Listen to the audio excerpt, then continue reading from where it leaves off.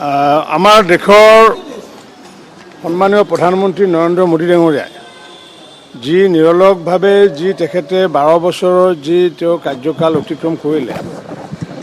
আৰু এই 12 বছৰ কাৰ্যকাল অতিক্ৰম কৰা অৰ্থাৎ 3,399 দিন এই অতিক্ৰম কৰা প্ৰথমগৰাকী দেশৰ আমাৰ স্বাধীন ভাৰতৰ প্ৰথমগৰাকী দেশৰ প্ৰধানমন্ত্ৰী হিচাপে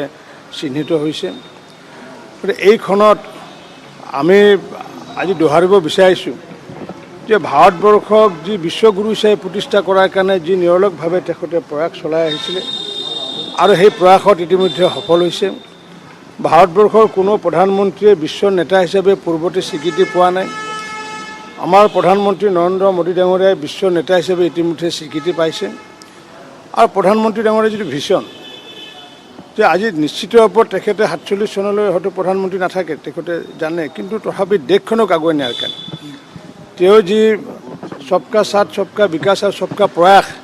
এই সকলোৰে প্ৰয়াসত সহযোগত ভাৰতবৰ্ষখন ছুপাৰ পাৱাৰ কৰাৰ কাৰণে বা বিশ্বগুৰু কৰাৰ কাৰণে যি প্ৰয়াস চলাই আহিছে সেই প্ৰয়াসত ইতিমধ্যে তেখেতে বহুখিনি সফলতা লাভ কৰিছে।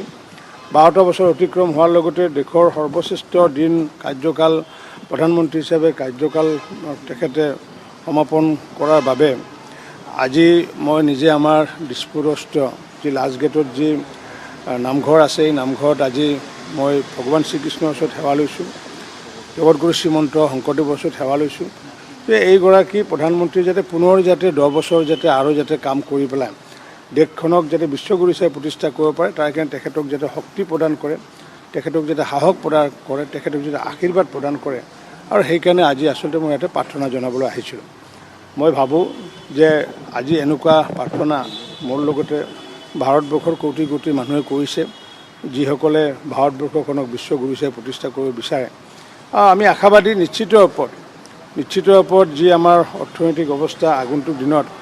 নিশ্চিত ওপৰত ভাৰতবৰ্ষ আমাৰ বিশ্ব অৰ্থনীতিত 1 নম্বৰ স্থান পাব বুলি আমি আশা ৰাখিছোঁ। হয়তো সময় লাগিব পাৰে আৰু সেইকাৰণে তেখেতে যি কথাষাৰ কৈছে সবকা প্ৰয়াস সকলোৰে প্ৰয়াস সকলোৰে সহযোগত নিশ্চিত ওপৰত আমি ভাৰতবৰ্ষ সফল হ'ম। পূৰ্বতৰ ভাৰতবৰ্ষত এই গৰিমা আছিলে কাৰণ পূৰ্বতে ভাৰতবৰ্ষই সমগ্ৰ বিশ্বকে নেতৃত্ব দিছিলে আৰু আমাৰ পৰা কনচেপ্টবোৰ লৈ পেলাই বিদেশে লৈছিলে। আমাৰ যি আকাশী ৰথ বা পুষ্পক ৰথ সেই পুষ্পক ৰথৰ পৰাই হেলিকপ্টাৰ সৃষ্টি কৰিছিলে আমেৰিকাই কৰিছিলে প্ৰথম। আমি 1985ত কৰিছিলোঁ কিন্তু 1935তে আমেৰিকাই কৰিছিলে আৰু তাৰ দৰ্শনটো আছিলে ভাৰতবৰ্ষৰ যিটো পুষ্পক বা আকাশী ৰথ সেই আকাশী ৰথ বা আজি যদি আমি যদি ৰেডিঅ'ৰ যদি কথা কওঁ আমাৰ পূৰ্বতে যি আমাৰ বেটাৰ বাৰ্তা দিছিলে আকাশী বাৰ্তা দিছিলে মেঘৰ পৰা বিভিন্ন ধৰণৰ বাৰ্তা আহিছিলে আৰু সেই বাৰ্তাকে অনুকৰণ কৰি পেলাই সেই কনচেপ্ট দৰ্শনক অনুকৰণ কৰি পেলাই ৰেডিঅ' সৃষ্টি হৈছিলে বা পৰৱৰ্তী সময়ত ভাৰতবৰ্ষতো আকাশবাণীৰ সৃষ্টি হ'ল। গতিকে আমাৰ দৰ্শনসমূহ যিসমূহ আছিল আমাৰ দৰ্শন সমগ্ৰ বিশ্বৰ ভিতৰত ঐতিহ্যমণ্ডিত আৰু যাৰ কাৰণে নিশ্চিত ওপৰত আমি আশাবাদী যে আগন্তুক দিনত বিশ্বক নেতৃত্ব দিব ভাৰতে।